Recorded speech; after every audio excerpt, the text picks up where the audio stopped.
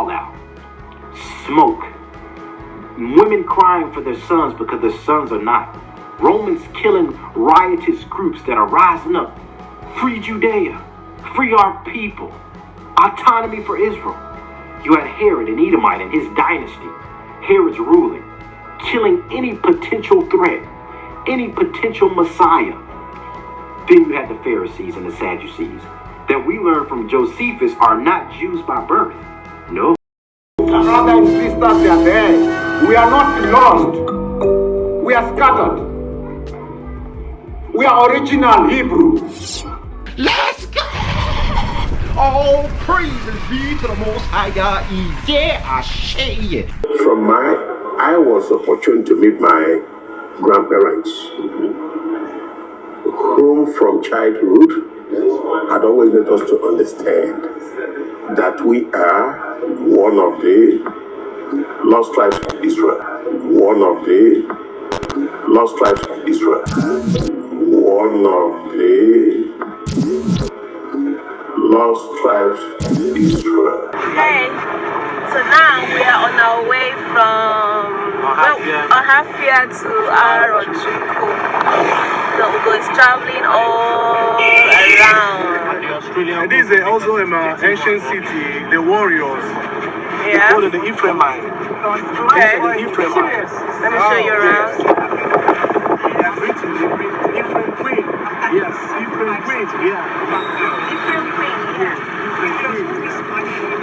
So they believe.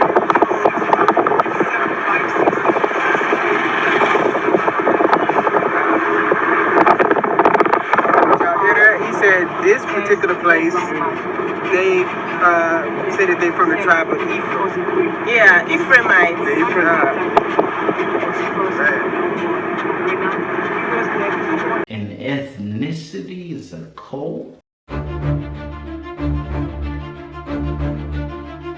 What's up, Zion Dynasty? This is your favorite dreaded Israelite, the man, the myth, and the legend, Mr. JB Zion. Y'all, show me some love, and welcome back to the channel, family. Welcome back to Zion Dynasty, where yours truly, I'm back in the fringe, the flesh, about to hit y'all with another anger, all glory, honor, dominion, and power to the Most High Yahweh Bahashem Yahweh Shai. So family, y'all, welcome back to the channel. Y'all go ahead and smash that like button. This is going to be a prophetic whirlwind, family. We're going to be dealing with prophecy. We're going to be dealing with genealogy in the scriptures. We're going to be dealing with the gospel of the kingdom, because family, we are in the season. We see all these signs unfolding. The world is getting more and more wicked. The nations are wars and rumors of wars. We're hearing that a lot.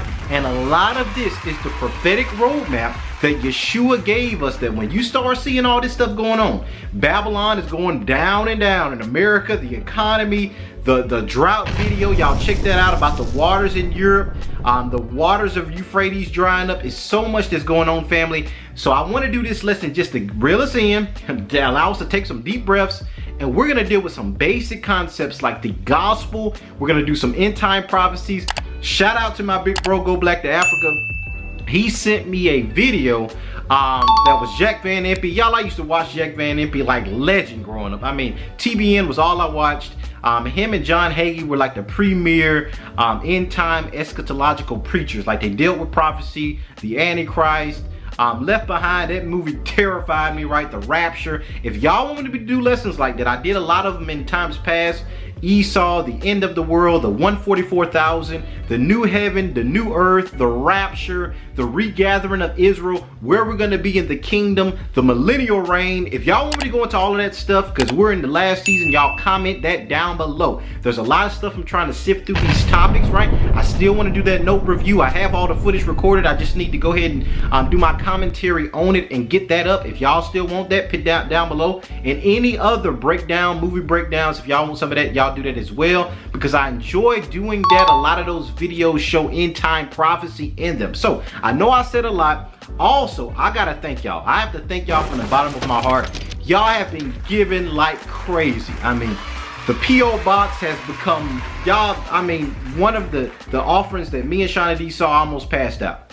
And I give all glory to the Most High Yah. We could not do this without y'all. All of this is just the Most High using this platform, the scriptures, the research, all of that. I take no credit. All of that goes to the Most High Yah. All of that. The books, the scriptures, the precepts, all of the research, the DNA, the archaeology, all praise go to the Most High Yah. This is y'all's history, and that's why we do things like giveaways. Also, every Shabbat lesson, y'all tune in. Y'all come on so y'all can get that, enter your name in if you haven't already. And the more you flood the comments, it increases your likelihood when we do the drawing for your name to be selected. We're going to do it every Shabbat, so everybody's going to have an opportunity. We're going to keep track of the people that have already won one, so y'all don't have to worry about that as well.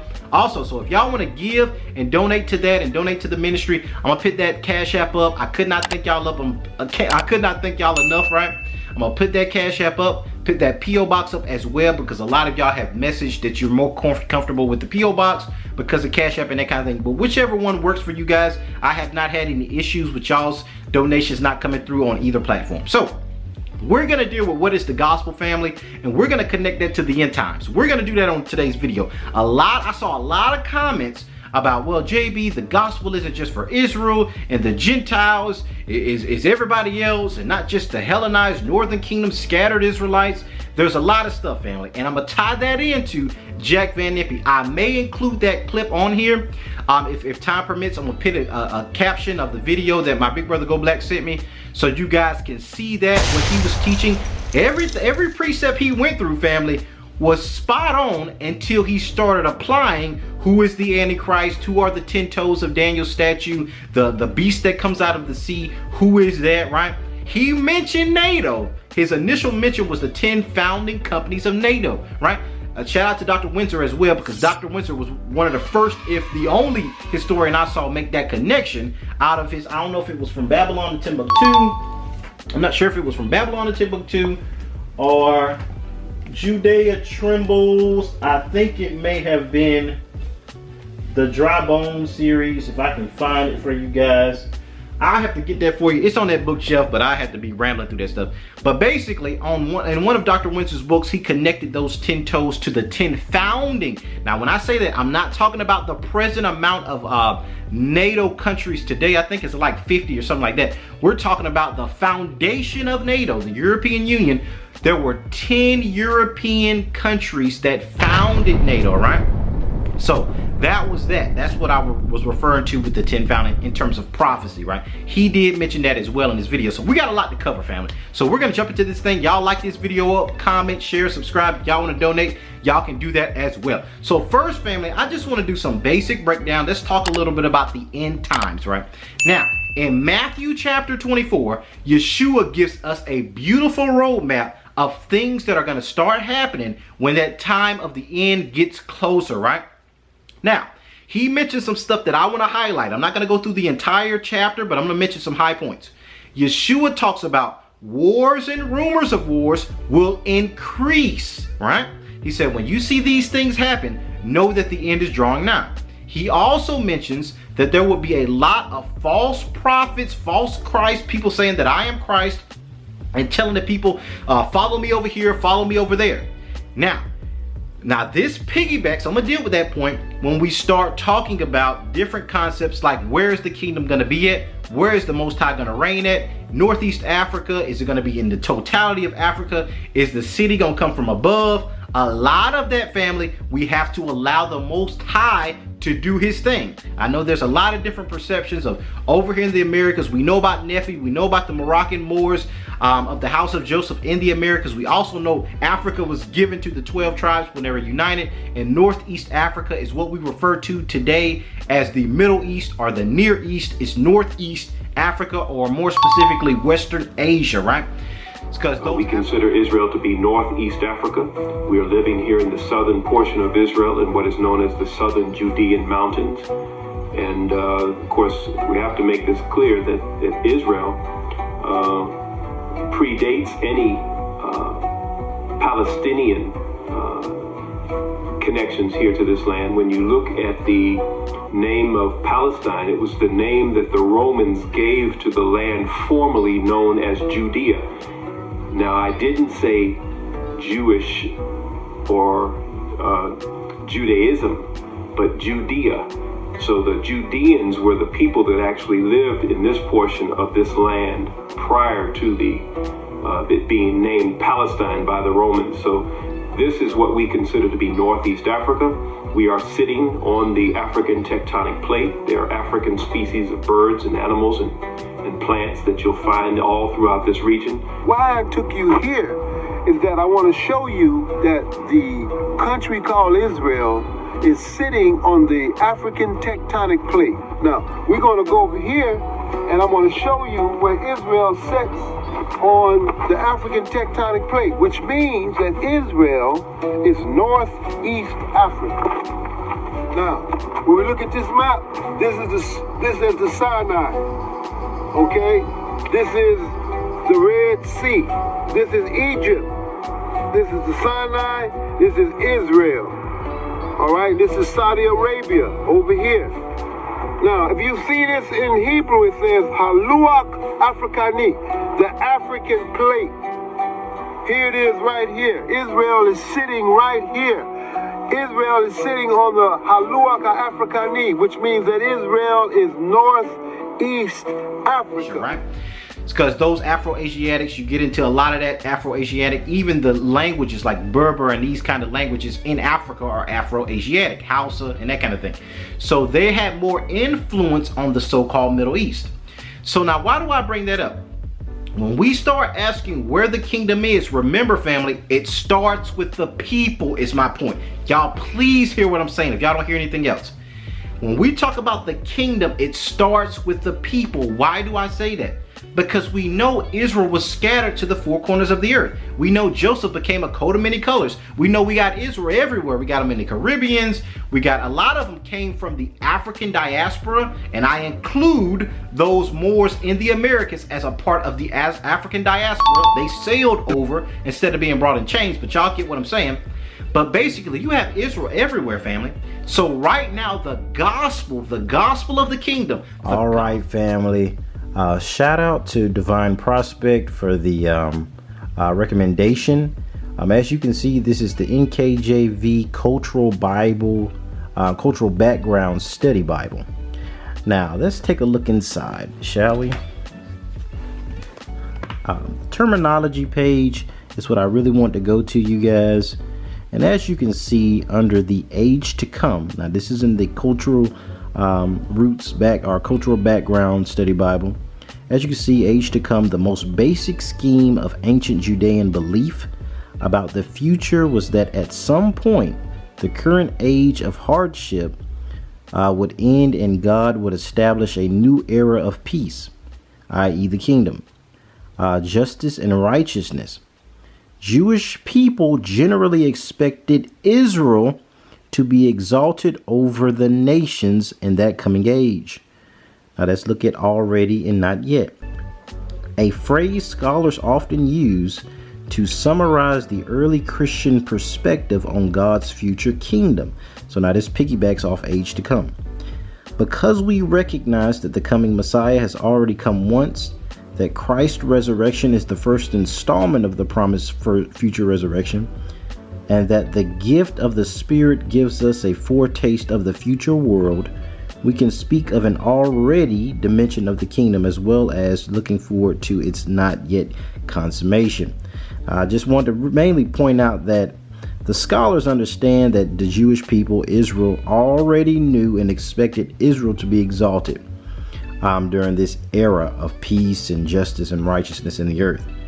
Israel being the priest and the kings and the rulers during this time period. This piggybacks Acts chapter 1 verse 6, where Peter says, Lord, at this time will you establish again the kingdom unto Israel. The gospel of the restoration of Israel. That's what we're doing on Zion Dynasty. That's the purpose of Zion Dynasty. To preach the gospel to the four corners of the earth, to wake up Zion, the people. And when we come together as a people, then we will start seeing where our people need to be. Now, a lot of that is going to be the Most High and Yeshua's return, right?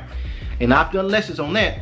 But right now, we need to be concerned about waking our family up wherever they are. Let them know who we are, right? We are the children of the Most High Yah. We are the biblical Israelites. And y'all already know this channel. Y'all know. Family, now I forgot to mention, The Encyclopedia of the Jewish Diaspora. Y'all, there is so much meat in this book. That's why I mention it in almost every video to show y'all that these scholars know this book or know this history. When you look at this book in a bookstore and you see these white folks, you would be turned off. A lot of our people would not think to buy this book or read it, but I'm telling y'all, they have hijacked our identity. Just like our forefather Jacob dressed up like Esau to get the blessing, Esau went tit for tat. It's this eternal battle. Now in this era, Esau is trying to look like Jacob, got a woolly sticking up thing on his head, trying to have locks, wear him all black, right? But underneath their Esau, underneath they have hijacked our culture. Now let's look at what they know about African Jewry, African history. It's going to connect the Moorish history and the Israelites, the B'nai Ephraim, all of that. Let's look at it. So family, on page, where am I? Whatever that Roman numeral is, it's a XXV, what is that? 26. So I guess it's 27. Y'all correct me if I'm wrong. But let's look at Africa, the Jews in Africa. Now it's going to go through a lot of Sephardic history. Now, let's see. According to Jewish biblical tradition, Jews descended from the patriarchs Abraham, Isaac, Jacob, and they went to Egypt. So the scholars already know off the rip, our people were known for being in Egypt. Christ fled into Egypt. Paul was mistaken as an Egyptian. Y'all, so much history of us sojourning in Africa. They were later expelled, passing through the desert on their way to Palestine or Canaan, which was periodically occupied by the pharaohs. Whoa. The Middle East was occupied by the pharaohs? I'm telling you, there's North African presence, E1B1B, E1B1A, in the Middle East. Survivors of the destruction of the first temple by Nebuchadnezzar founded a Jewish military colony in Egypt. Now, we also know that the Nazi family traced their pedigree to David and that first temple event. In the 4th century BCE, after Alexander the Great's conquest, more extensive Jewish settlement occurred. He invited Jews to settle in Alexandria, so he invited them into Africa, which became a cultural center. The Old Testament was translated into Greek, the Septuagint translation, so they were getting our history while we were blending in with theirs and going deeper into Africa. By the 2nd century BCE, Cyrene and Carthage had Jewish settlement. Some Jewish traditions remain in this area. During the Roman times, Jews were noted as far west as Gibraltar. This goes into the Sephardic family. These were African people. These were Israelite people. And they had significant political and economic importance. At times, this led to clashes with their neighbors, as in Alexandria. Jerusalem fell in 70 AD, and zealots fled to Egypt. All those rebel rousers, all those Judeans by birth, all those Essenes, they went to Africa, y'all, where they fermented a Jewish revolt. This is going to get to El Kahina that I'm going to talk about, the Ephrati resistance to Rome. They captured large parts of the countryside, but not any urban areas. The Romans suppressed these uprisings. There was a war between the dragon and our people in Africa. During the Great Revolt of 117 CE, uprisings spread along North Africa as far as Cyrene. Israelites, y'all keep in mind, these are Israelites.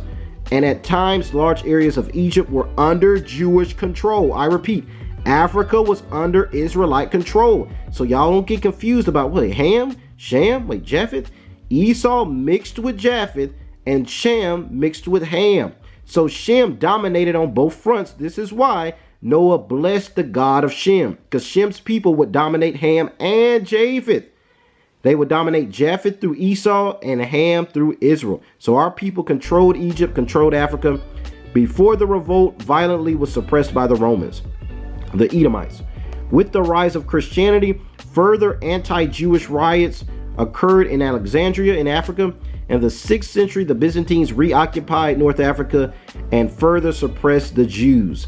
So they suppressed the Israelites in North Africa, and the Romans eventually were able to dominate that North African region. I'm going to show y'all something about a CDC that they have tried to disenfranchise our people from North Africa, which is our history, which is our Moorish Israelite Ephrati history. But this goes back to when they dominated that region. So now y'all, let's keep reading. I know this is a lot. I'm trying to get as much information as I can to you guys. And a lot of y'all that may not be able to get these books, I try to cover it extensively to give y'all's birthright. Now let's see. The ancient links between the Jews from Ethiopia and active Jewish proselytizing on the coast and in the interior left Jewish tradition practice among the Ethiopians, Beta Israel, King Menelik, the descendant of Solomon and Queen of Sheba, the Berbers, the Amazigh, Ha'afrati family, and they say, and some African tribes. It's a lot of them. The Limba, you got the Igbo, you got the Ashanti, the Gadambe, you got the Ewe, you got the Mandingo, you got the Yoruba, you got the Fang, you got the Wolof. Y'all don't get me started on African sub-Saharan Jewry. In the 7th century, Arab invaders record only small scattered Jewish communities. Y'all, when Esau was saying it ain't that many in Africa, you got to look at the context to start adding this stuff up for yourself, because when you look at all these people they gonna name, you're gonna be like, wait a second, that's a lot of people. All right, now let's keep reading. And these lost the Greco-Roman influence and became Arabicized. So some of our people got caught up in Islam. This is gonna go through that Muslim Islamic side, right? Whereas a lot of our people converted to Islam, that wood and stone of Christianity and of Islam, right? In Egypt, Old Cairo was a Jewish town. In Tunisia, Karian was a main center of rabbinic teaching from about 200 years, 8th to 11th century, or about 300. Documents saved in Cairo describe the religious and social life of the Jews of this era. Now let's scroll down. In the 11th century, under Muslim rule, conditions of the Jews were pretty good, but there were times of persecution. Some of those Islamicized Israelites wanted everybody to be in Islam. And we have some of that going on today, y'all. A lot of that, really. The Almohad Arabs in the 12th century prohibited the practice of Judaism in Morocco, which was the oldest religion in Morocco. El Kahina, Abraham Ha'afrati. We saw this in the Jewish Virtual Library. We saw this with the Cambridge source about the Yoruba Bani Ephraim coming from Morocco. Forcible conversion to Islam occurred. Numerous Jews, Moses Maimonides, went east to Egypt. Some of them went north, some of them went deeper south to get out of Morocco, which used to be the center of Jewry. Now they say about 350,000 of them were taken to Israel. Y'all, it's a lot of deception going on in that. But I just wanted to kind of show y'all this Muslim connection. Now, slightly better conditions prevailed in Egypt and the Northeast, especially Turkish domination. North African Jews emerged from the almost medieval status of Iberian Spain with growing European influence from the early 1800s in Algeria to Morocco, right? A number of groups throughout Africa claim links to this event, historical links with these Jews. The most feasible that they want to accept is the Beta Israel of Ethiopia. They had 3 separate airlifts I talked about, recognized by the Israeli government as Jews. Wait a second, the Ethiopians recognized in 1975, and many were airlifted. Like I told y'all, they had 3 separate airlifts. The Israeli Sephardic chief rabbi decided they were descendants of the lost tribes. This means Ephraim. Ephraim was the royal family of the lost tribes. They're trying to say that these Israelites were northern kingdom. So probably from the tribe of Dan, because you know they want to just throw Dan under the bus and they want to just associate us with that. Reinforced by many centuries of rabbinic response that discuss these issues. But historical and DNA evidence suggests different origins.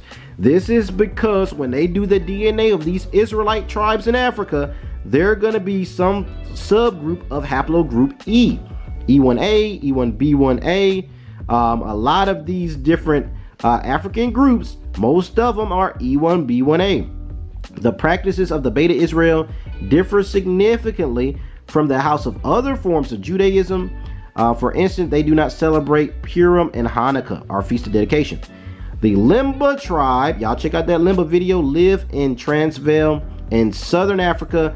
They were a migrant group that, according to oral tradition, originated in Yemen, right? Now this makes sense. Even the Yorubas claim coming from Medina, coming from Saudi, coming from that eastern area during the fall of the Assyrians.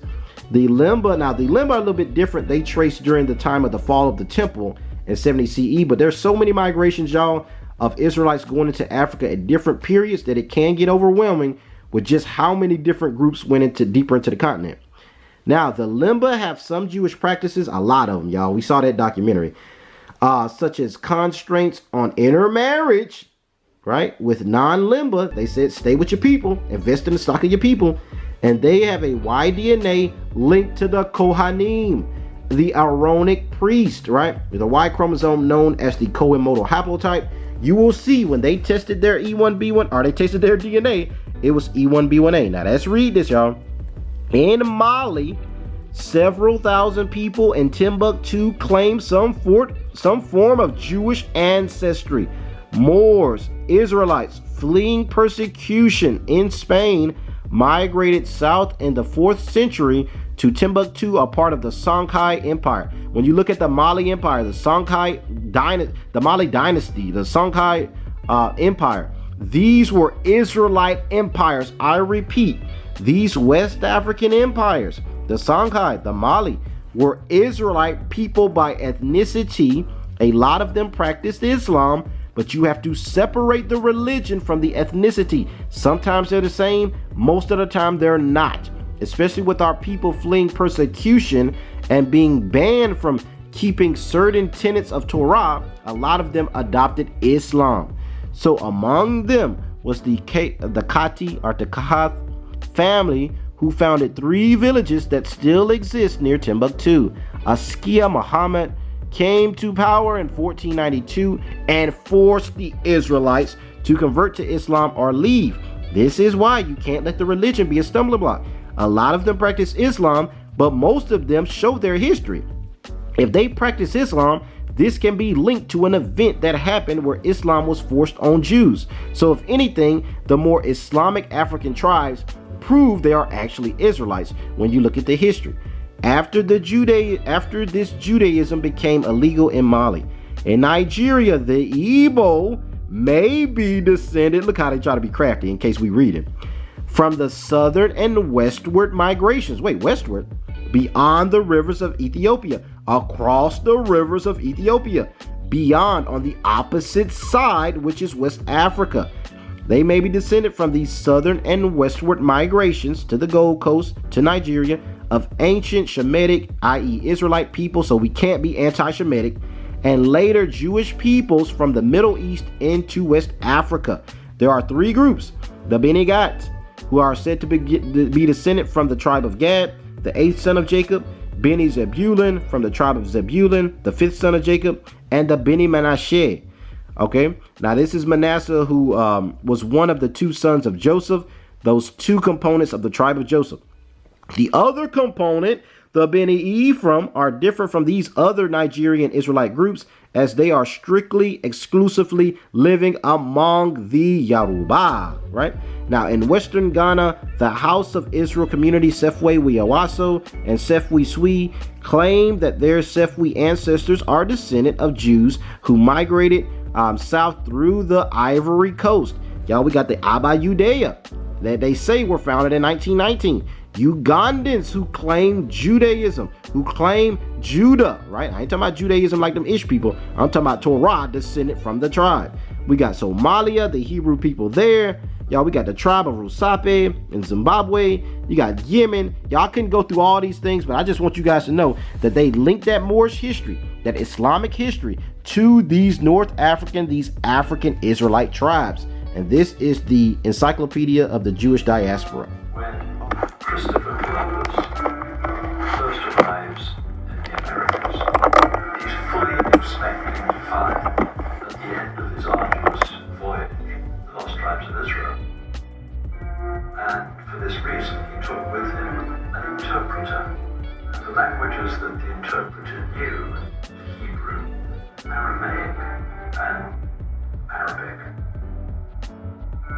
Colonists, missionaries, agents of imperial powers, they looked for biblical customs, Jewish customs.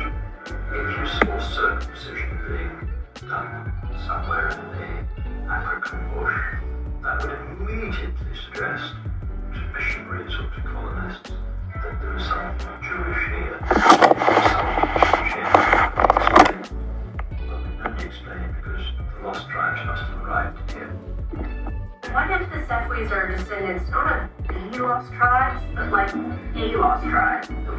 Jews. Tudor points me in the direction of a researcher looking into the Sefwi's origins, and here's what I find out. It's possible the Sefwis were descendants of Sephardi Jews from Morocco, who migrated south to flee persecution or engage in trade. Or their customs could have come from Portuguese Jews working in colonial settlements along the coast. In either case, Jews often kept their identity a secret to protect themselves from discrimination, which could explain why the Sefwis kept the Jewish customs, but not the Jewish name. And it would be another few hundred years before they would find out that name.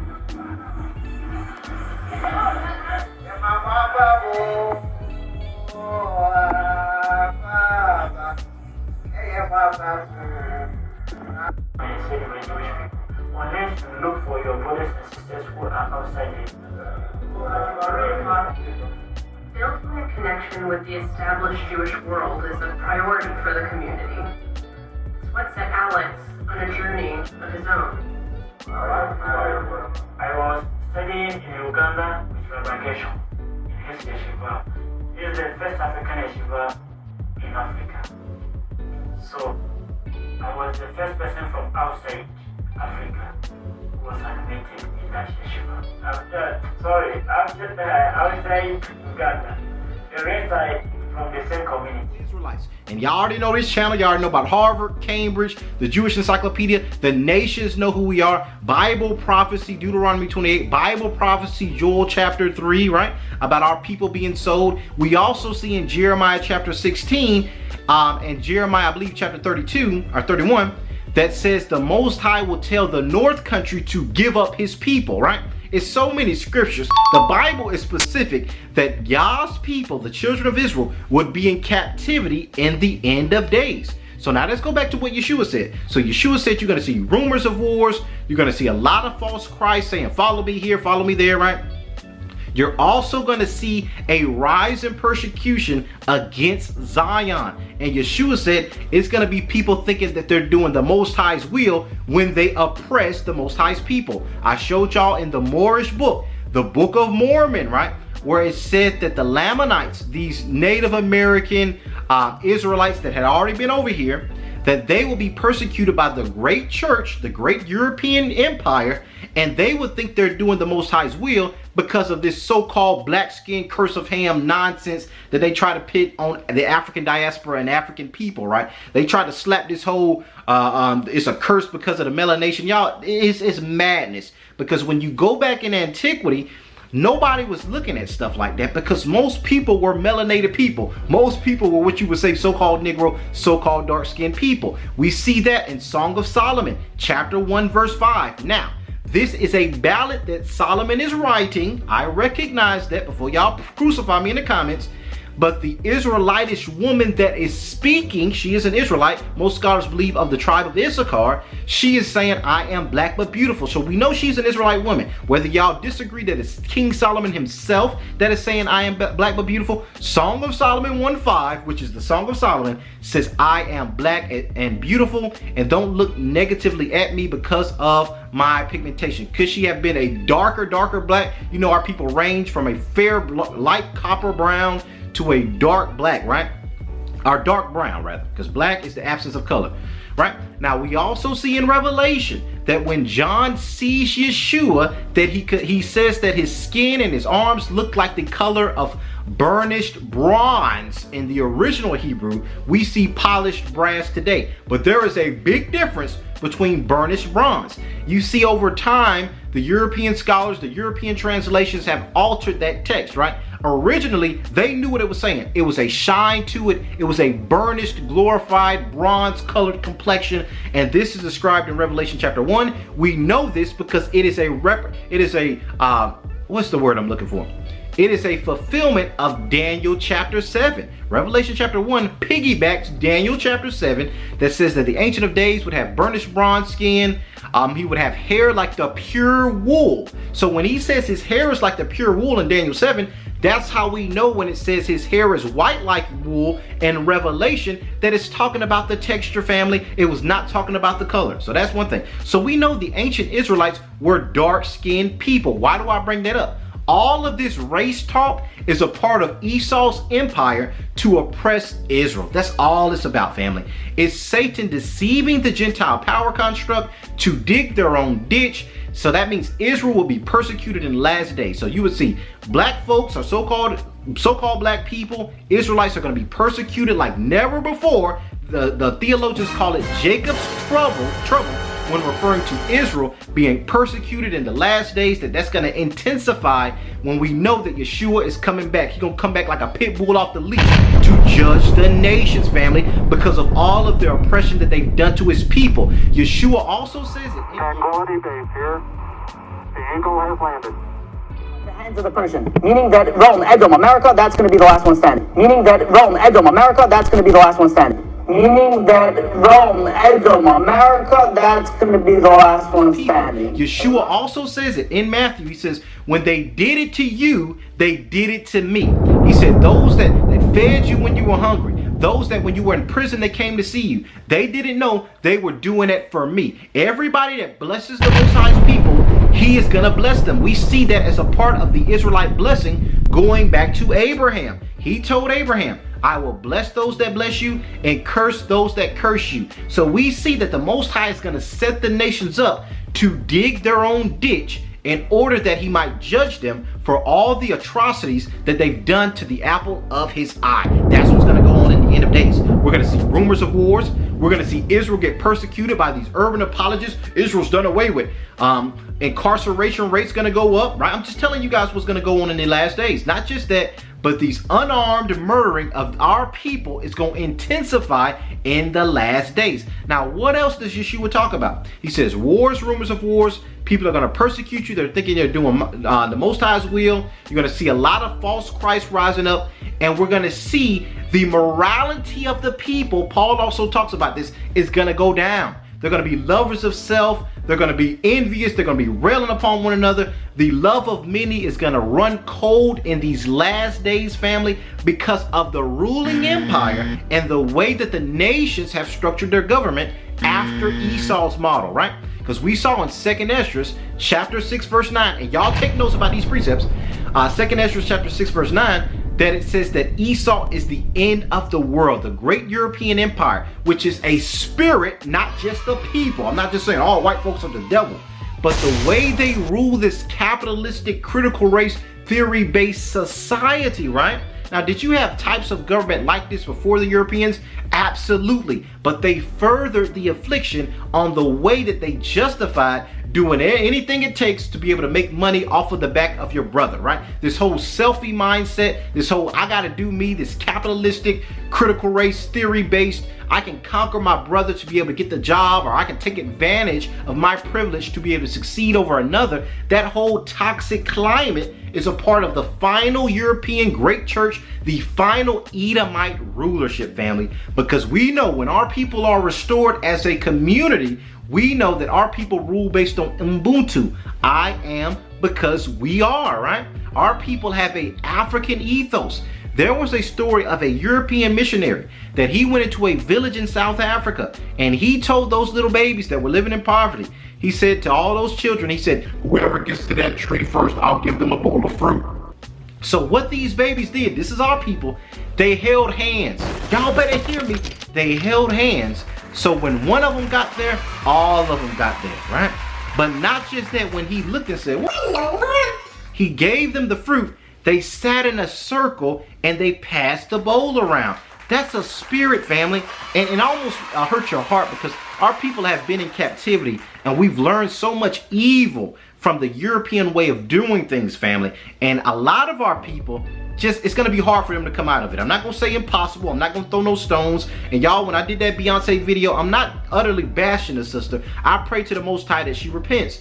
But a lot of our people, family, they have just become institutionalized in captivity. That's what the Israelite talking about. Well, Israel done away with, whosoever will, let them come. Hey, yo, y'all, Israel now. Oh, y'all black folks, so y'all Jews, we was kings. Oh, y'all think y'all was Jews, now you Jewish. And legalism and these Israelites trying to turn us back to the law of Moses. And neither Jew nor Greek, well, without it, that don't matter. Just talking about whosoever will call upon the name of Christ will be saved. For God so loved the world. Well, JB, we ain't saying he didn't came. We just saying he was rainbow. He came for all colors. Don't nobody really know what he looked like. They saying, well, you can't use Deuteronomy 28. Even though it says we're gonna go into a country as swift as the eagle flies.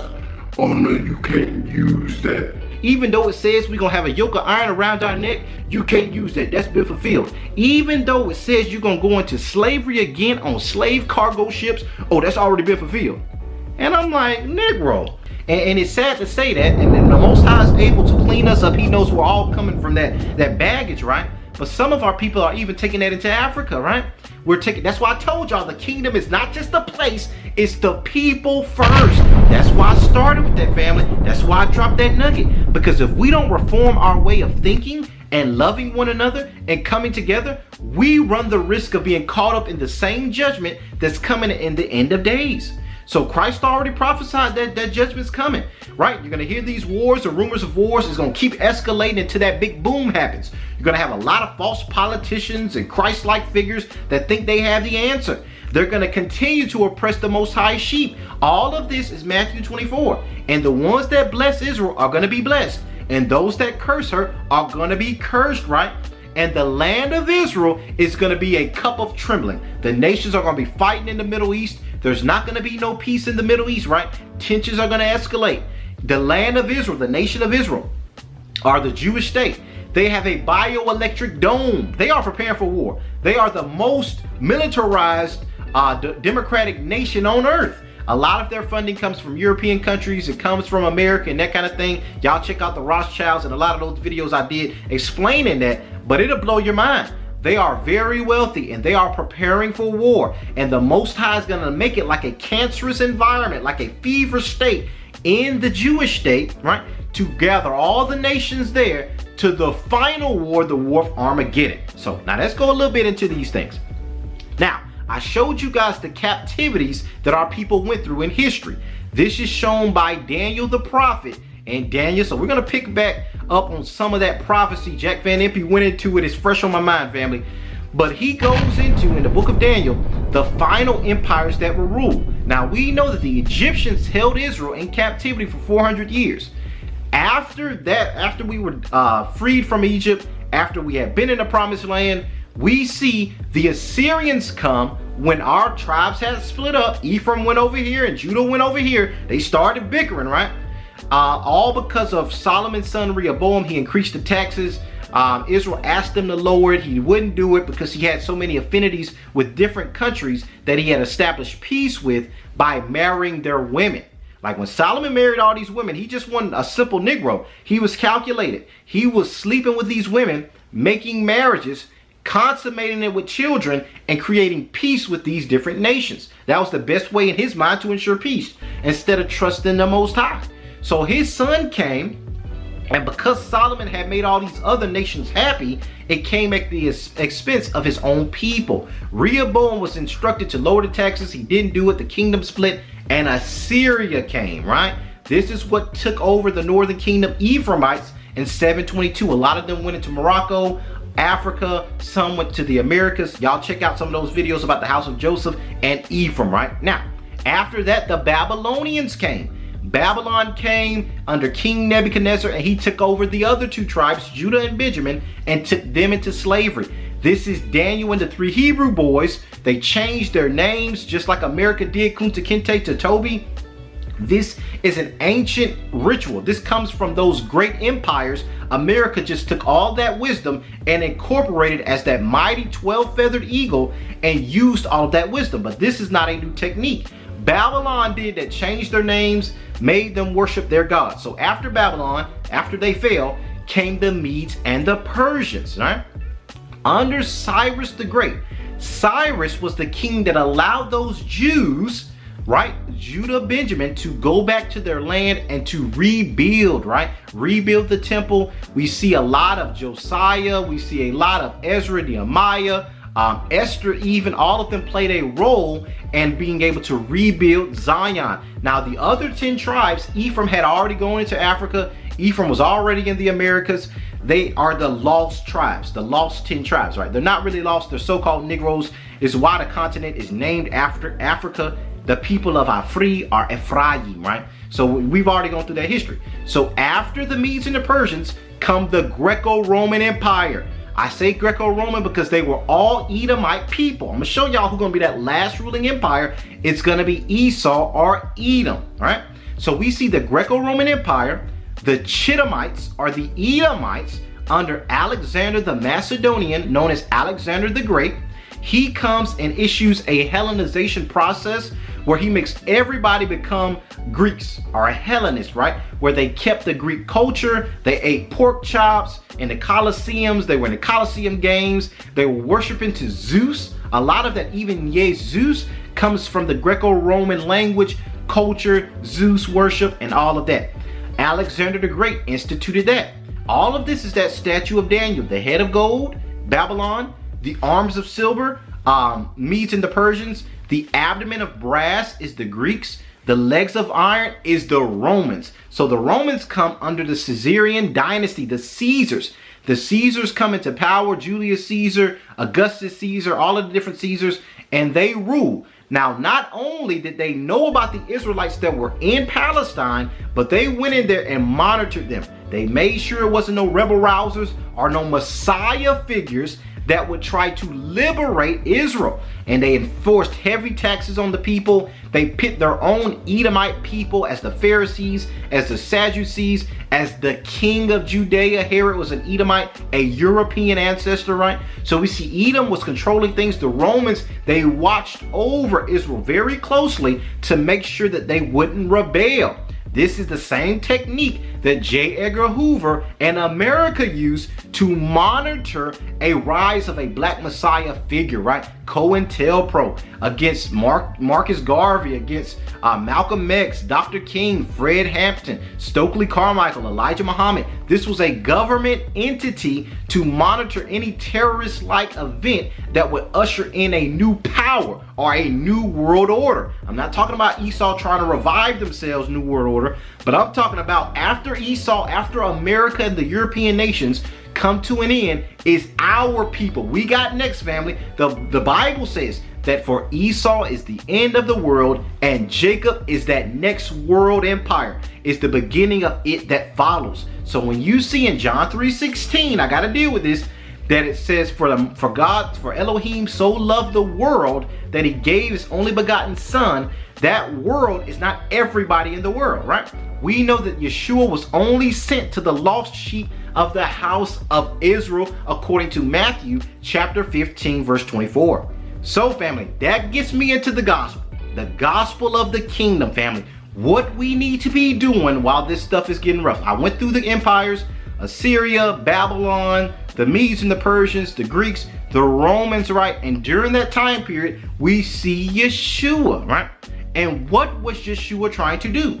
What was he trying to accomplish during this end time? We had a shift going on even during Yeshua's time period. Now we know that was that final captivity. Yeshua prophesied there was one more captivity left. He said, when y'all see Rome come in here in 70 CE, go to Africa, go to the mountains, just like I did when the angel told Joseph and Mary, right? So he tells his people, y'all get out of here, right? If you don't escape, you're going to be sold into captivity. We see this in Luke chapter 21, verse 24. So why am I going through this? To take you to the gospel. A lot of y'all were commenting about what the gospel is. What is the nature of the kingdom? Is it going to be kumbaya in the sky, everybody by and by? Now, this is where you have to know the cultural context. The Bible, the Judeo scriptures, all right? The Judeo scriptures, I got my sefer for you, coupled with the stick of Ephraim, right? Those two records that go through the so-called African diaspora, which is really an Israelite diaspora out of the continent of Africa, right? All of those records is a culture, is a heritage for a people. A lot of our people think that peace is achieved by lumping everybody together. Oh, God don't care about color. He don't care about Israel. He don't care about, oh, y'all the chosen people. Israel is crucial, family, to understanding the last day prophecies. We have to know who the nations are. We have to know those 10 toes, those NATO founding countries, right? We have to know about Esau, the European power construct, the great European church. We have to know America is that daughter of Babylon. You have to know who everybody is so you can better understand where we are from a prophetic standpoint. That's why Israel and Israel's culture is so important, family. We have to understand the scriptures. Now let's get into these scriptures real quick.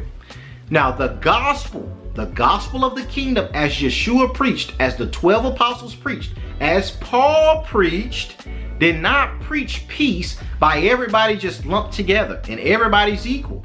That's not how the Most High's government is going to work, family. There's going to be order. There's going to be structure. There's going to be a ruling culture.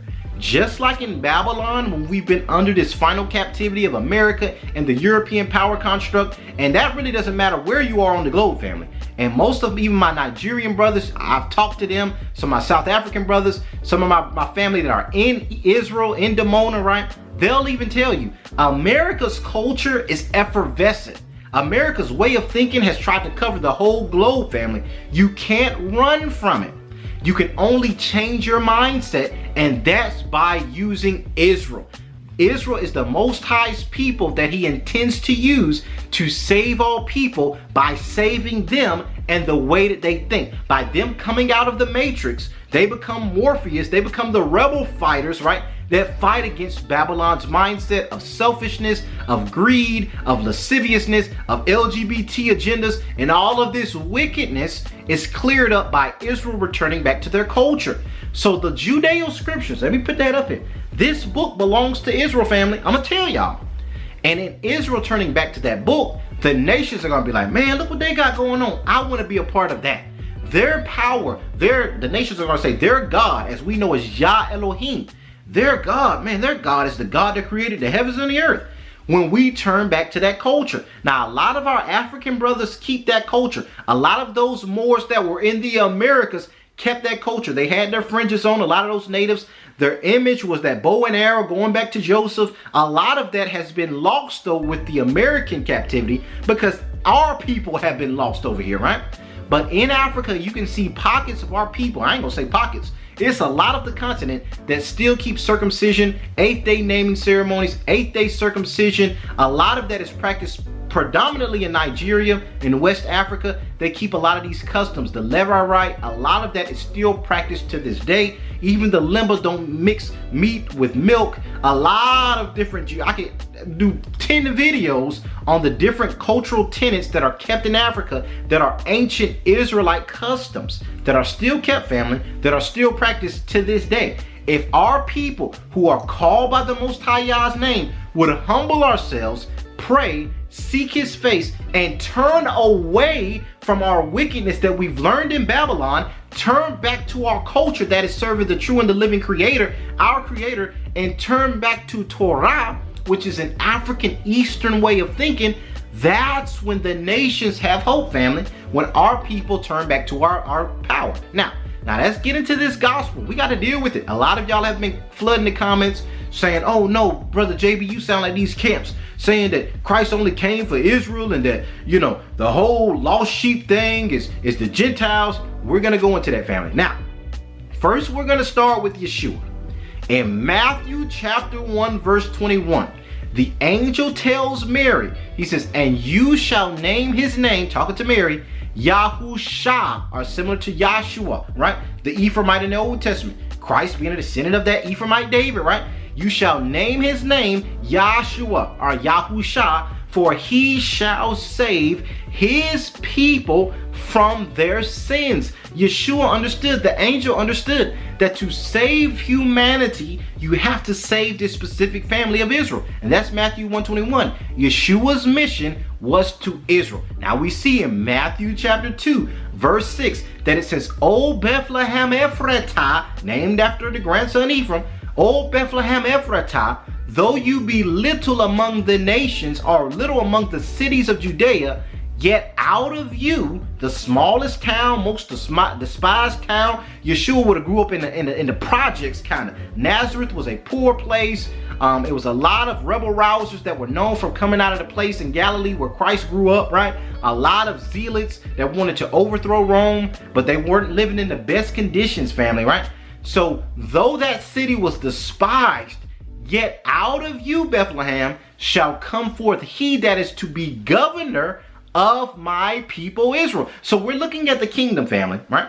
The kingdom that's coming when these empires fall is not a democracy, is a monarchy, is a theocracy where you have a king, you have Yeshua and that royal line, his family, right? The princes out of each tribe, the officers, the captains, right? They are going to all be over the children of Israel, and Israel is going to be over the nations, not in a wicked way the way y'all think, but the way we show this culture of Torah is going to be an example to the nations. So Matthew 2:6 says that Yeshua will be the governor of Israel. We see that right under Yeshua will be his people. Now, let's go to another precept. In Luke chapter 1, verse 68 through 72, it says, "Blessed be the Lord God of Israel, Yah Elohim Yisrael," right? Blessed be the Most High Yah of Israel. That means he is the father to Israel, who has visited and redeemed his people. He's coming to redeem, so redemption belongs to Israel, right? That we, being saved from our enemies, might worship our Father without fear, right? Israel, wherever we were in captivity, we couldn't keep our culture. We see Alexander the Greek and the Romans do Hellenization. We see Babylon change the names of the people. We see Assyria take people out of one land and pit them in another. That's how they did with the transatlantic. You had a lot of our people that were Moorish Africans in the Americas. They moved them around in the transatlantic. Assyria started that. Babylon started changing names, right? The Greeks started making you worship their own gods in their own images. Key white Jesus, right? So we were always living in fear, and in Spain you were put to death. You were burned at the doors of the church if you worship Torah, if you named your kids Hebrew names. And this is it. Now, a lot of y'all might think I'm just talking. I forgot. Some of y'all might be new to the channel. Let me pull some of this stuff out. E.H. Lindo, the Jews of Spain and Portugal. The Most High just paused me and said, don't keep going. Show some evidence for this. Now let me show you that Harvard stamp. Let me put that Harvard College stamp up there so y'all can see it. Now you see, family, I'm gonna let it focus. The Harvard College stamp. This book is 1898. I was able to find this old copy from Harvard College. Now, we're gonna go to page 352, where it describes a burning of a new Christian, right? One of these Israelites that was suspected of relapse are being exposed as a heretic, keeping Torah undercover. Our people did it behind the scenes. We pretended to be Christians to be able to survive. Now let's read this. In the monastery of Saint Domingo, there was a celebrated chapel called Jesus' Chapel. On the altar was a crucifix having a bit of red glass to represent the wound in his side. So they were supposed fanatics of the Christian faith. The monks, to delude the ignorant populace, caused a candle to cast its light through the glass, which they proclaimed to be a miracle. So they was finessing with these false signs, these false wonders, just like the Christian church does today. A new Christian who was perceived as an imposter and saw that the reflection of the light, who perceived the imposture and saw that the reflection of the light proceeded from the situation of the candle, incautiously made the remark, whereupon they dragged him by the hair. A lot of our people, Nazarenes, would have grown it out, had their locks, killed him, and burned his corpse. While one monk was inveighing or watching from the pulpit, two other Dominicans sailed forth with crucifixes in their hands, exclaiming, "Heresy, heresy," and offered 100 days indulgence, 100 days salary to every Christian who should kill a Jew, or anyone who who conform to Judaism. Y'all, this is the gritty history. This is why I make these videos about the virgin birth, the Immaculate Conception, the Holy Trinity. Historically, when you know what has been, you know what is. There's nothing new under the sun. That which is going to be has already been. This has been a war. The Christian church, the Roman Catholic faith, is the direct antagonist to our people in rulership and our people keeping our culture. Now, y'all watch this. They soon collected a mob, which was increased by a number of Dutch and Danish sailors who landed from their vessels. Now, this is a Harvard book. I got to remind y'all, I showed y'all the Harvard stamp. From their vessels, then lying in Targus. They slew and mangled their victims, casting many of them while they were still alive into the fires. The Negroes and vilest rabble had kindled at the church doors. Whoa, let's read it. They slew and mangled their victims, casting many while they were still living into the fires. The Negroes. Whoa. Didn't he just say who should kill a Jew or anyone who conformed to Judaism? Wait a second. The fires? Are the people being cast into the fires? The Negroes? Harvard stamp. Y'all, I'm telling you. So this Harvard book is showing you that the Roman Catholic Christian Church, I done told y'all, was burning Negroes at the stake, killing them in the name of Christ with crucifixes in their hands, blessing Virgin Mary. Y'all got to hear me.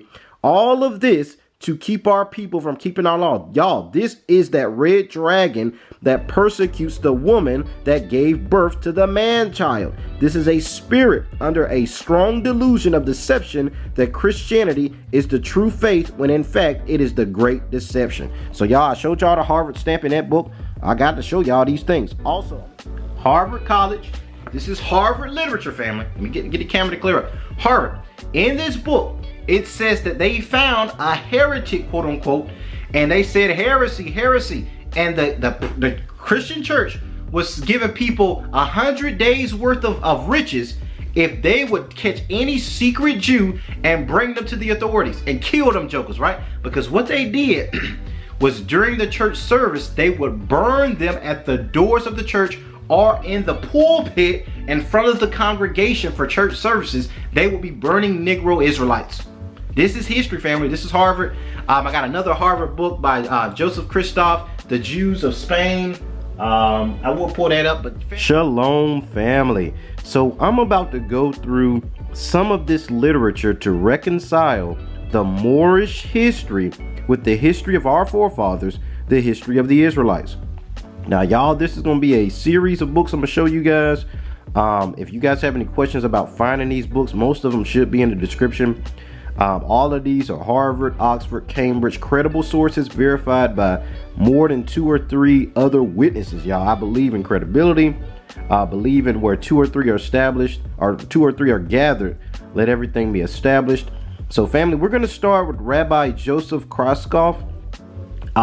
He is a Jewish rabbi, where he accounts. Now, this book, The Jews and Moors in Spain, I found a copy in Harvard, Stanford. This is a very credible source for explaining the persecution that our forefathers went through, those Moorish Israelites that would not convert to Roman Catholicism. That's why I tell you guys, this stuff is an eternal battle against the doctrine of leaven, the doctrine of the Western Roman Catholic or Universal Orthodox Church versus the Israelites keeping Torah and the faith of Yahusha. So now let's start. So the Jews and the Moors in Spain, we're going to start on page 82. I'm kind of going to read a little bit, you guys.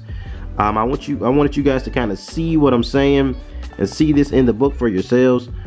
So let's start with let's start on that scarcely. Scarcely was it full grown when it initiated the bloody career of 600 years. Let's see, 600 years of a cursed life by a most cruel reign of terror, right? This is talking about what the Christian church would afflict upon the Israelites in the southern provinces of France, where the presence and strength of the heretical Albigenses and where the Moorish and Jewish civilization from across the Pyrenees, Iberian Spain, had made themselves felt. The reign of terror ceased with the extermination of almost the entire population. This is talking about, family, I know y'all can't fathom this, that the Christian church sought to exterminate historically almost half of the entire, no, it says almost, the reign of terror ceased with the extermination of almost the entire population. We don't know the true numbers, family, but the oppression and the opposition that the Christian church gave our Israelite forefathers that would not cede to Roman Catholicism, countless upon countless of them were murdered. A lot of them on Sunday service worship services. Let's keep reading. At last, it found its way to Spain. So it started in France, Upper Europe, where our people were banished out of that area for keeping Torah. We migrated to Spain, later Lower Spain, where Grenada is, eventually Morocco, and then West Africa. At last, it found its way to Spain, and in that country, it entered upon a career so infamous that its deeds of ferocity recorded upon the annals of history in letters of blood and fire are not eclipsed by the combined cruelties of all mankind. Here lived and prospered thousands and thousands of Jews in Spanish Iberia, Spanish Spain, or Muslim Spain. When a holy war is waged against the infidel Moors, shall the infidel Jews escape unscathed. When the Blessed Virgin crowns their zeal to their faith by giving them victory after victory over the Moors. You see how the Christians refer to Blessed Virgin when they're talking about their fight against the Moors. That's why I tell y'all, these doctrine, Christmas, Easter, the virgin birth, the Immaculate Conception, this was a European Greco-Roman Zeus style of hijacking our identity and coming against the children of the book, the descendants of Israel, those that kept their culture, kept Torah and the faith of Yahusha. Will she not be angry if the Jews escaped? Talking about Blessed Virgin Mary. Y'all watch this now. When the Moors are put to the edge of the sword, shall the Jews not be committed to the same flames? And we will find, family, historically, they were the same people. Some practiced Islam, some practiced Torah, but ethnically speaking, they were Israelites. The cruelties of the Inquisition were not first, which were visited upon the Jews. Their second series of suffering in Spain began on the day when Christian forces defeated the Moorish army upon the battlefield. The tolerance the Moor could afford to offer to the Jew, the religion of Christ, could not. Right? So the Moors were a safe haven. Even those that practiced Islam welcomed in the Israelites practicing Torah. The Aragon, this is King Ferdinand and Isabella, and Castile, it was not a rare sight, or in Aragon and Castile, it was not a rare sight to see the fanatical populace stimulated by the no less fanatical church, the clergy, to make a promoting the prosperity of Spain and of adhering to their inherited belief, breaking into their houses, violating the most private sanctuaries, and co-signing them by the thousands to indiscriminate massacre without regard to the elderly or the young. Right? Hatred of the Jews, y'all, let's check this out. Hatred of the Jews were for many centuries a faithful index of the piety of Christians. So you were more pious by having hatred and cruelty shown to the Israelites. This was the institution of the Roman Catholic Church. Cruel laws were enacted against them. They were prohibited from mingling freely with Christians, from following the trades and professions for which they were best suited by virtue of their high intelligence and thrift. Their residence was restricted within certain prescribed limits of the cities.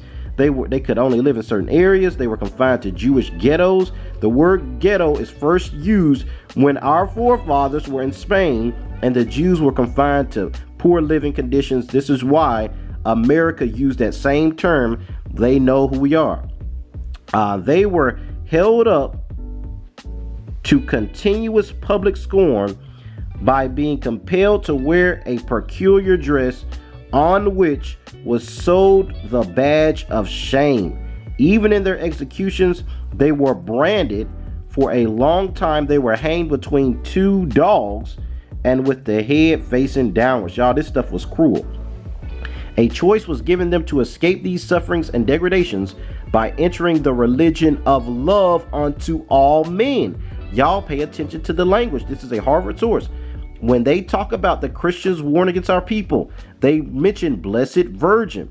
Also, they refer to Christianity, the religion of love to all men, because the gospel historically, as given to the Israelites, was for their kingdom, their salvation, us being set above all nations. This is in direct contradiction to the Roman Catholic faith. Thousands upon thousands of Jews availed themselves of this only alternative and became feigned converts or new Christians. So a lot of them faked their conversions, pretended to be Christians. They knew the religion better than the Christians because it came from their history. So they knew how to manipulate the doctrine. They were wise as serpents, y'all. Our people had to navigate. They amply regretted the change later, but at present it seemed to them an almost justifiable state that they had to do it to get by. The preceding chapters have acquainted us with the character of the Spanish Jews, with their high intellectual attainments, with their lofty demeanor, with their high social and political as well as industrial and commercial standing. Think of them now as to sacrifice all these advantages, sacrifice all of their prestige, all of their wealth, all of their knack for business. They had a monopoly on a lot of the finances, even during this time in Spain. They were envied by a lot of different people, right? Specifically the Europeans that saw them as a threat to the entire Christian reign because the iron-handed and iron-hearted brute force of the priests, the Christians, so wanted it. Now let's go down a little bit, family. I could read so much. Y'all have to check this book out by Joseph Christoph. We're gonna go. Let's keep reading. Now, family, on page 84, we're gonna see one of the leading. Inquisitors that was tasked with breaking the Jewish spirit, breaking the Israelite spirit, and forcing them to convert or be put to death. On the second day of January 1481, the Inquisition commenced operation in the city of Seville with Thomas de Torquemada as Inquisitor General of Castile and Aragon. A few years later, it found its way into every prominent town in Spain and confined itself everywhere almost wholly to the Jews. The severity and savage alacrity of it may best be learned, and y'all, I apologize, I'm trying to read it through the camera, may best be learned from the appalling fact that during the 18 years of Torquemada's ministry, an average of more than 6,000 convicted persons suffered yearly from the cruel tribunal by burning or by condemnation condemnation to lifelong slavery or by endless torture, making an average of nearly 17 a day, and the entire number punished during its existence in Spain from 1481 to 1808, amounting to 340,000 of our people, y'all, were tortured with endless torturing, lifelong slavery, right? Burnings at the stake, burnings during Sunday worship. All of this happened because our people were keeping Torah, keeping our heritage. Y'all have to know this history. I can go long and long are in this book, The Jews and the Moors of Spain, but I'm just going to give y'all a glimpse of that. But family, this is our history. Our family, we were always in persecution for trying to keep this Ubuntu lifestyle. I am because we are loving our ancestors, worshiping the Most High Yah, and honoring those that came before us. I got to clarify that. A lot of y'all will be, oh no, you talking about that ancestral stuff. Because we come from a Western mindset. We don't understand what our people over there, our brothers and sisters in Africa, are talking about honoring your ancestors. Even the elders, they would lay prostrate before the elders' feet, y'all. This was the level of honor and respect They kept their memory alive. Even when you look at our Latin brothers of the African diaspora in Brazil, the so-called Latin population, a lot of them celebrate Dia de los Muertos. A lot of them keep that where they have the day of remembrance for their ancestors. They will put their favorite foods out. They have pictures for them to honor their legacy, to keep that alive so they can spread that down to their children. Us in Babylon is the only place where we're selfies, we're all about us. We don't honor our lineage. We don't honor our ancestors. We don't recite our oral tradition, right? This is our brothers and sisters in Africa. They keep that today. Now, I gotta bring that up, family. We have to remember where we came from. That's how we know where we're going. A tree without roots is a people that don't know their history and those that came before them. Now, so we see in Luke chapter 1, verses 68 through 72, that blessed be the Most High Yah of Israel for visiting, redeeming his people, that we, being free from our enemies, might worship our God and keep our culture and remember our ancestors. This was the gospel, family. This was the gospel that Yeshua preached. He said, I am come to the lost sheep. I am come to my people to bring the kingdom that they've waited for, to bring the black revolution. That is the scriptures. That is the Judeo scriptures, is a so-called black Mau Mau. That's what the scriptures are historically, family. I know a lot of y'all might not be able to handle that, but it's not in wickedness. Y'all hear what I'm saying? It's not for our people to walk around, oh, we better than everybody. It's for you to lead by example. Yeshua said, my kingdom is not like this world. He said, the chiefest among you must be servants. That's why our people have been under the curses of Deuteronomy 28, right? Because we didn't uphold our end of the standard. And because we did it, we got put at the bottom in society. So to whom much is given, much more is required. Us being the head means that we're punished more than anybody else if we don't lead and show the nations how to live. And that's why we're in the predicament we are in today, family, right? So now let me go through why the New Testament, the gospel, was about Israel being restored. In Matthew chapter 15, verse 24, Yeshua said, I am not sent but unto the lost sheep of the house of Israel. Y'all gotta let that sink in now. In the context, we see the Syrophoenician woman, her son needs to be healed. She goes to Yeshua. She's like, my son needs a healing. I heard you're a healer prophet, right? And he says, I ain't gonna take the kids' bread and give it to dogs. And you know what she says? She says, I'll take the crumbs from the master's table. That's the kind of faith that this woman had. And Yeshua said, I got enough for that, right? The fact that you honor me and you honor the Most High's people, the children of Israel, the Most High is always going to be able to bless people with that kind of faith. We see that with Rahab the harlot, right? When Rahab came, Rahab was helping the children of Israel spy out the land of Canaan, spy out Jericho, and the Most High spared her and her family. So it's not a big bigotry movement about, oh, Israelites saying that they are the only ones that's going to be saved and that kind of thing. That's not what we're teaching. You might have found some people teaching that, right? And I argue the ones you think you found teaching that, they are going to explain it the same way I explain it. A lot of Israelites and a lot of Israelite camps get a bad rep for doing the Most High's work because they're doing a work that's targeting so-called black people. I'm just going to tell y'all the truth. Anything that's targeting our people, a lot of nations have a problem with. Even if I tell you, well, we're just keeping our people as the emphasis, but we're going to allow all people to partake in this utopian kingdom, right? Even if you say it like that, which a lot of Israelites will give me flack for saying that, even though it's biblical, y'all. We see Rahab, we see the Syrophoenician woman. The Most High ain't no racist like you think. Does he have order? Absolutely. Is Israel chosen above all nations? Absolutely. But in love, to lead the nations and show them how we should operate, how we should treat one another. What better way? Let me just drop some wisdom. What better way to teach a kingdom, a government of love, than to take a one family, let them get it right, and be an example for the other families. It's like the Most High saying, Israel, this is what I want y'all to do. Now you do that right. Nations, y'all watch that. Now this is how I want y'all to get together, right? But if you have a people that don't know who they are, that are destroyed, that are gunning each other down on the streets, all of society is going to suffer because these people don't love themselves. So the answer to healing society is not just dumping money at everybody.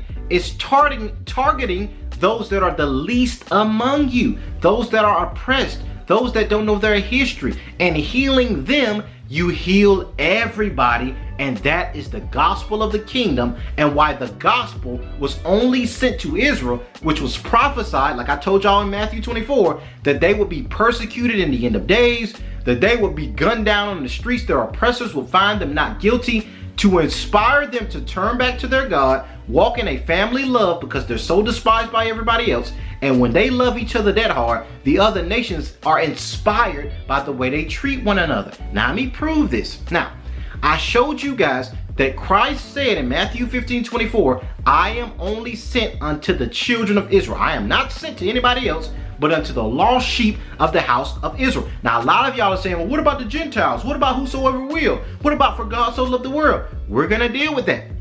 Now, in John 3:16, when you see, for God so loved the world, that he gave his only begotten son, that whosoever shall believe in him will not perish, but have everlasting life. This is a direct quote of Isaiah 45:17 that says, for Israel will be saved in the Lord with an everlasting salvation.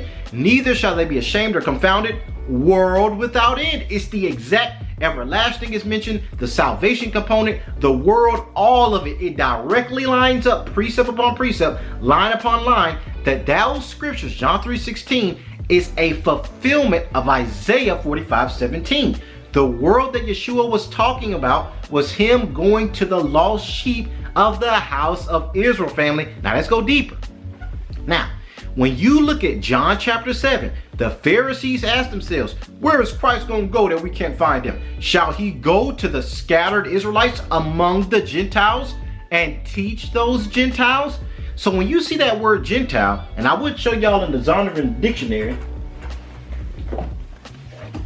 Now, if you look at the Zondervan and you look up Gentile, it says usually it means the other nations. Now, why does it say usually? Now, I got another precept book for y'all. Now, when you look at Joseph is alive, now I went through this book a little bit where it talks about Ephrathite and Ephraimite being the same word. But let me show y'all something.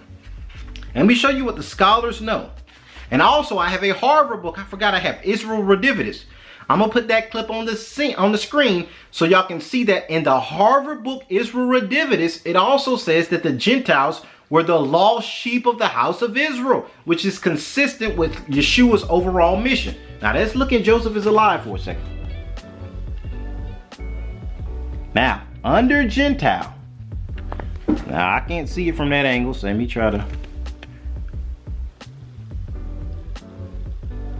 Now, under Gentile, it says the basic meaning is nations. Well, let me just read it to you. It's kind of hard to kind of show it on screen. The basic meaning is nations. It also can refer to a non-Hebrew person. That is to say, one who is not a member of the patriarchal family, Abraham, Isaac, Jacob, Israel, right? Of Abraham. Abraham was never a Jew. We know Jews are descendants of Judah, the great-grandson of Abraham. So Abraham can't be a Jew. That concept didn't exist yet, right? Abraham was a Hebrew. A Gentile may also be a non-Jewish person or a non-Israelite. The word also implies one who has not entered into the covenant. So an Israelite that has not entered into the covenant, watch this, then the name Gentile is used to describe a Jew who has turned his back on his Jewish roots and lifestyle. Now, I know that sounds negative, but during the time of Alexander the Great, we see that they were forced to forsake their heritage. We see our ancestors, when we came to America, they stripped us of all of our heritage. So when it says turn their back on their roots, it's not necessarily in a malicious way where we just didn't want to be Hebrews no more. We just forsook being Israelites. We got tired of that. No, when we were brought into slavery, the final captivity, that history was stripped from our people, right? Now, let me drop a nugget. You do have instances where Israelites were wicked. During the time of the Maccabees, you had a group of Israelites that said, man, we don't want to do that hard stuff no more and circumcise our kids. We want to run butt naked in the Coliseum games and get it on with everybody. And we want to eat pork chops and sausage, egg, and cheese biscuits. Y'all, they did not have sausage, egg, and cheese biscuits back then. But they wanted to be just like the nations. They said, man, we want to worship Zeus, man. That man got thunderbolts and all that, right? So there were our people that forsook that. To this day, you got our people that know they're Israelites and say, well, I don't want to do all that other stuff, but I know I'm an Israelite, but I'm under grace. You know, them kind of Israelites. So we see that a Jew or an Israelite who has turned his back on his Jewish roots and lifestyle, this term is also used to describe an uncivilized, uncut, or barbaric person. The intended meaning is derived from the context. So you have to look at the context, family, to tell what it's talking about. How do you know Christ's mission? Use his own words. In Matthew 15:24, he says, I'm not sent to nobody but Israel. So how can he be sent to Gentiles when he commissioned Paul at the same time? That Gentile must be Israelites living like Gentiles. Boom, line upon line, here precept upon precept, here a little and there a little to get the understanding. And I'm gonna try to put that on the screen this time just for you guys to, if you guys want to see that and read some of that for yourself. This is from Joseph is Alive, that also goes into the Ephraimite clan that went into Bethlehem, David's lineage. Let y'all look at that a little bit. This is in Joseph is Alive. Also, Israel Redivitus. Israel Redivitus, Harvard stamp. Let me put that up for you guys. That also goes into the history of the Gentiles being Israelites.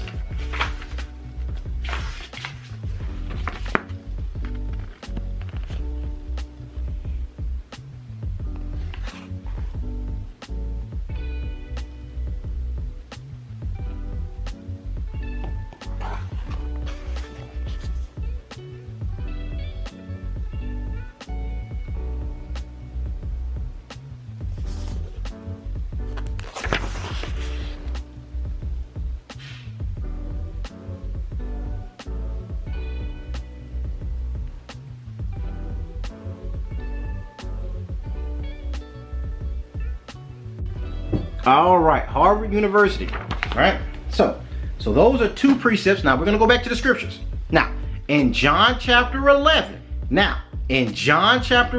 we see the high priest Caiaphas says, he says that it was prophesied for Yeshua to die. Now this is the Pharisees getting together. They wanted to kill him because of how much influence he had with the people, and they're trying to rationalize killing this man, basically.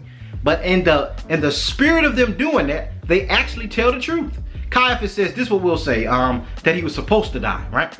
Now, he was actually prophesying, now whether he intended on doing it or not, is kind of hard to tell.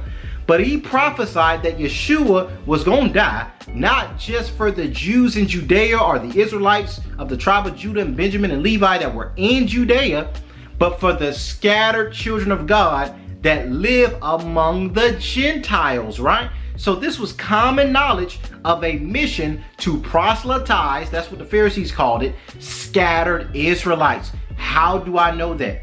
In Romans chapter 9, we're going to deal with it. Now we got to deal with the neither Greek or neither Jew nor Greek, neither Jew nor Gentile. Those two witnesses, that's a nugget. The two witnesses is the house of Israel and the house of Judah. This is your Jew and your Gentile, right? Judah, Jew, and Gentile. Joseph, Hellenized Israelites that had been scattered among the nations and had been stripped of their heritage. Now, when we look at the scriptures in John chapter 11, he says, shall he die, or Yeshua was to die, not just for those that were in Judea, but the scattered children of God. This is the mission of Yeshua, but not just Yeshua's mission. Yeshua commissioned Paul to do that. He did not choose Peter to do that because Peter was biased. Peter was that guy that was in Judea. He didn't eat pork from a little kid. He thought he was above everybody else, which that was not a negative sense of pride that we think. He was proud in the heritage of the Most High Yah.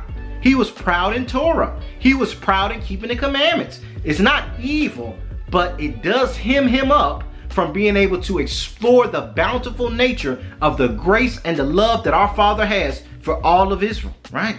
Because if he didn't have this love and kindness, we wouldn't have a hope today in America. Because we've been eating sausage, egg, and cheese biscuits and living like the nations, right?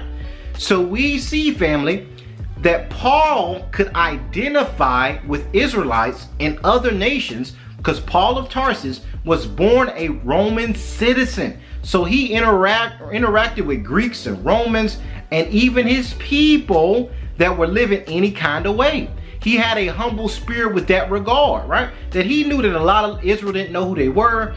over generations, they lost their heritage. Even during that first century church era, you had Israelites that lost their heritage. So when we talk about the awakening being spiritual, that was the gospel. Yeshua was going to awaken the lost sheep to them being Israel, and that he was their Messiah to turn them back to the Most High God. So Paul was chosen to go after the Gentiles. You have to know that those Gentiles are Israelites when you look at the stuff that Paul said. A lot of Christians think Paul is saying the Most High went for everybody. That is not biblical. Even Peter said, our dear brother Paul writes some things that are hard to be understood. What Paul was actually saying was, despite if you're keeping Torah or not, there is grace. Now, a lot of people will take that grace and abuse it. Paul wasn't teaching that either. Now, let's deal with Romans chapter 9, right? Because Paul was a doctor of the law. He was trained under Gamaliel, so he said a lot of stuff that's hard to follow because of how many precepts he expects you to know. Now, when we look at Romans chapter 9, he says, those that were not a people shall be called the children of the living God. A lot of Christians use precepts like Romans chapter 9 to say that salvation and the gospel is for everybody. If a kid's not drowning, say I have one kid that's on the sand and another kid that's out there drowning. Salvation is for the kid drowning. That's the way you kind of have to think when you're trying to understand the gospel. Yeshua was going after a specific people going through a specific plight. Now, a lot of people say, well, everybody was born in sin, JB. Everybody's a sinner, so they would need salvation. Is that biblical? Even when you go to Paul saying, all have sinned and fallen short. Who is the all that he's talking about? Watch this now. Because if I go into a classroom and I say, everybody in here is going to have a pizza party Friday, so all of y'all are having a pizza party. I'm not talking to the third grade class down the hallway. That's where literally you need to know the who, what, when, where, and why. So the all that have sinned were a specific people that were told to do something, and if they didn't do it, it is sin. The scripture says, he that knows to do good and doesn't do it, it is sin unto him. Now, who was given the law, statutes, and commandments? This is a basic Bible study question. Who was given the 10 commandments? Moses went on the mountain, got the 10 commandments. Who did he give them to? The children of Israel. That's why our people are gunned down on the streets. Wait, what? What does that mean, JB? The people that were told what to do and what not to do, when they don't do it, they're going to get a whooping. That's like if I tell my son when I leave, I say, son, you and Johnny, or you and Carter, y'all don't go on the street and play, right? Elijah, I'm talking to you because you my son, right? But let's say Carter's family is there, and I'm saying, Elijah, you don't go on that street. If I come back and both of them in the street, I'm whipping my son's butt. Why? Because I told him he is my son and I gave him clear instructions. That's why Israel went through the captivities of Egypt, Assyria, Babylon, the Medes, the Persians, the Romans, the new Romans today in America. We go through these things because we were told to do right. So when you look at the people that were not called a people shall be called a people in Romans chapter 9, this is a direct fulfillment in the book of Hosea, where the Most High says, I'm done with the team. Y'all have frustrated me. Y'all keep going after your other gods and your other idols. So what I'm going to do is I'm going to send y'all into captivity and you ain't going to be called my people no more for a season. And then in the end of days, in those countries that I scattered you to, it's going to be revealed that you are the children of the living God. That's talking about so-called blacks, so-called Negroes. That's our people in the countries where he sent us off and scattered us to, us realizing after the 400 years is up who we are, who we belong to, what is our heritage, what is our history, and turning back to the Most High Yah. So when you say Romans 9 talks about a people that's not a people going to get salvation as well, that people that's not a people is his people from the beginning. That's what the word redeem means. That's what we saw in Luke chapter 1. Blessed be the Most High Yah of Israel for visiting and redeeming his people. The word redeem means to buy back.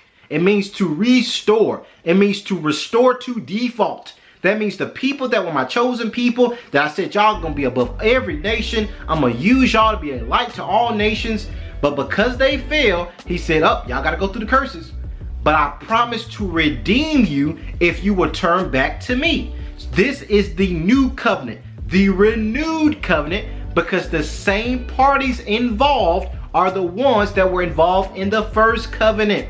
It's just based on better promises, because now it's not based on you offering up a goat or a lamb, which a lot of our African Israelite brothers do. They do sacrifice to this day. But Yeshua says, I am that sacrifice. Because the Most High said, I don't pleasure in the blood of goats. Because it ain't about the blood of an animal that can take away the sin of a grown man with intellect, right? But it has to be an equal weight, because an unjust scale is an abomination to the Most High Yah. So understand, family, that the true meaning of the Levitical priesthood was not talking about going and sacrificing turtle doves, but a man, an Israelite man, coming in the fullness of the scriptures to do the will and be obedient to Torah as the Most High told Israel to do. And Yeshua did that thing, family. He came in the fullness of the scriptures, the fullness of the commandments, the original intent of the commandments. Like you had some Israelites that was shucking and jiving through the commandments, right?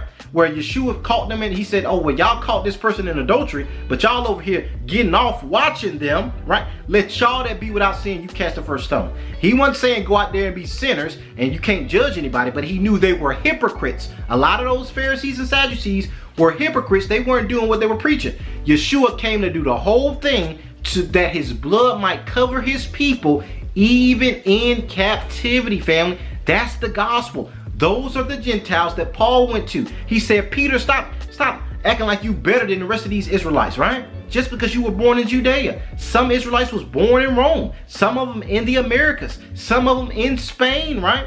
And a lot of them have been cut off from their heritage. Now, some of them preserved it, right? But some of them were Hellenized. How did that happen? Alexander the Great.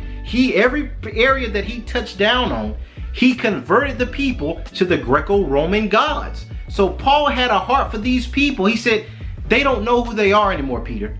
So if they're your brother, why are you acting like that? Why are you judging them, right? Why are you acting like the blood of Yeshua is not powerful enough to forgive them? He forgave you, Peter. You denied him 3 times. Some of them would have never did nothing like that, walking with the Most High Yah in flesh, right? So that's why Paul and Peter beefed, because Peter was going after the southern kingdom Judeans that were in the land, and Paul had a heart for Ephraim.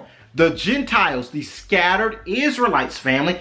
That is what the salvation gospel is about. That's the gospel of the kingdom, to regather all 12 tribes together. The Jew and the Gentile, Judah and Ephraim. We see in Genesis 48 that Ephraim will become a fullness of nations through being scattered in captivity, right?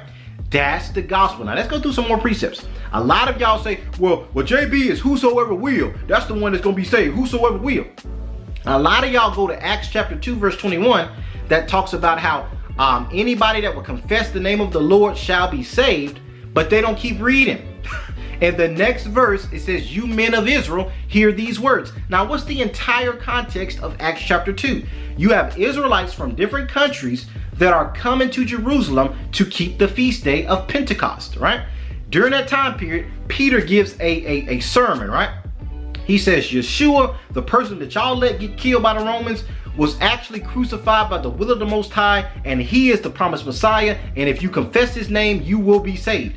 Now, the who, what, when, where, and why shows us who Peter's talking to. Peter's not talking to everybody, whosoever. He's saying whosoever, based on the context of the people that he's talking to, will confess the name of Yeshua, will be saved. You men of Israel, please take heed to what I'm telling y'all. So the context are Israelites. The gospel was sent to Israelites.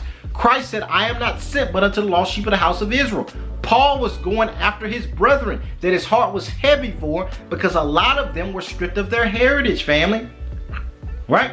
So now let's continue. I'm trying to think of any other precepts that you guys might have some difficulty understanding who are the people of salvation. Now, so Paul was going after the lost sheep.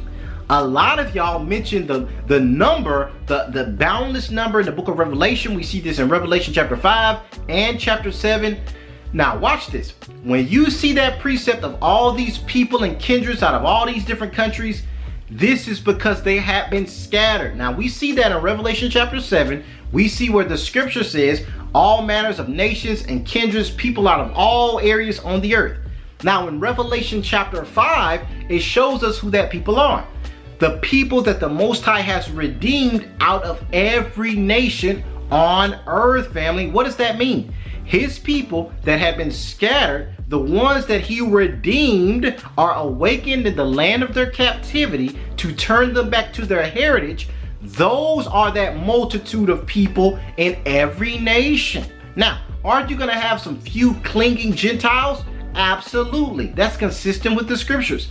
But who is given this praise in the book of Revelation? These are the children of Israel, this great family reunion that the Most High is doing by taking all of his babies from all the four corners of the earth and reuniting them in Zion during the millennial reign. And Israel is rejoicing as one family because they've been restored back to as the apple of the Most High's eye.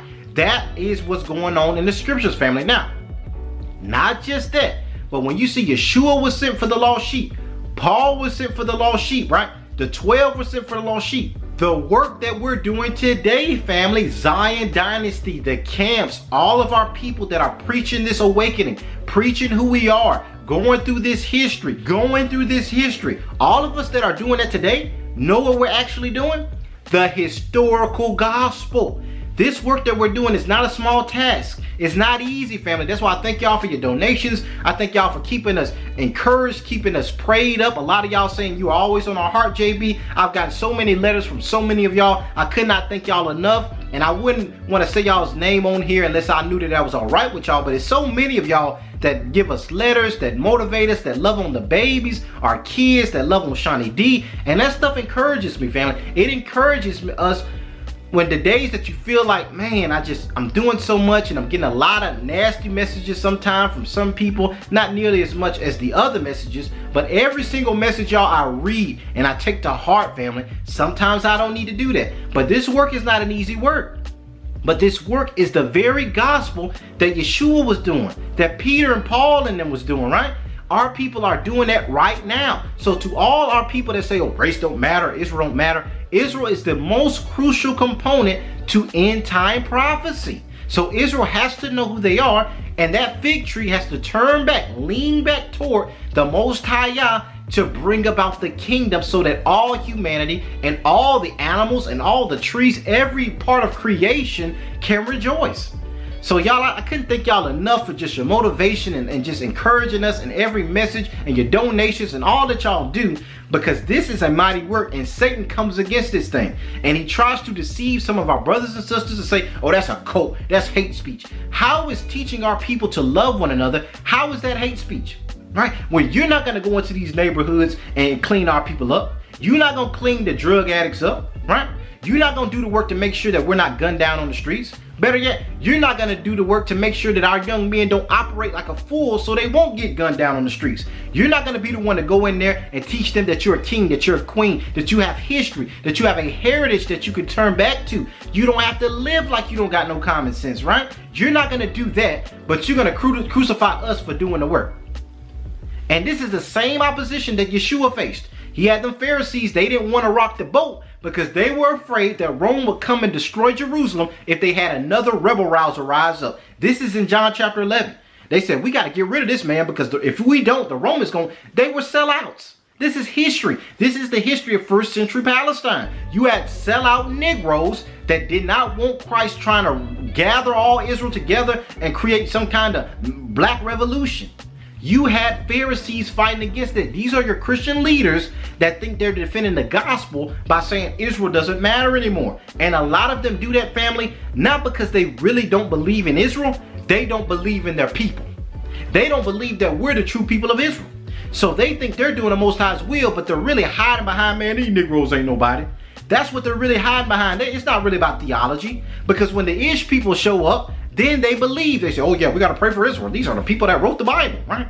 But if I could prove to them by doing this work who you are, a lot of them will repent and be like, yeah, we are the people, right? That's why we got to pray for our brothers and sisters. We got to pray for those that are in the Christian church. A lot of them just don't know this history, family. That's why I go into the Harvard, I go into the Cambridge, the Oxford, the Jewish Diaspora Encyclopedia, the Jewish Virtual Library, all of which the Cambridge Verified Oral Tradition of the Yoruba, the Igbo, the Ashkenazi Rabbi Harry Rosenberg confirming it, right? That's why I go through all that scholarship. The White House Memorandum, the Library of Congress, the Harvard study about E1B1A found in ancient Israel. And that's why I go through all this stuff, family. We got to show our people that's who you are. You are the biblical descendants of the children of Israel. Now love your people and preach this gospel of restoration to all of our people so that Yeshua might return and the kingdom might come for our people and for humanity, family. So family, I hope y'all got something out of this. I hope y'all enjoyed this lesson. If y'all have any other scriptures, y'all saw me pause a little bit. I'm trying to make sure I cover all the areas of contention with the Jew and Gentile. I know it's a lot that goes into that. If y'all want me to go further and do a little bit more lessons on this topic, y'all comment that down below. I could not thank y'all enough. Also, any other topics, any other videos y'all want us to do, just comment it down below. I read all of those. Also, if y'all want to donate, I'm gonna put that cash up in that PO box up. So family, I love you guys so much. We couldn't do this without y'all. Shout out to so many of y'all that support us. We got people in Africa, we got people in the Americas, we got people on the islands. It's so many of our people that are supporting us, and I love you guys from the bottom of my heart, right? So family, y'all be blessed, y'all be encouraged. We are the people we got next, and I love you guys with the love of the Messiah. Peace, love, blessings, and Israelite power to the four corners. I love you all. Be blessed. Shalom. All praises.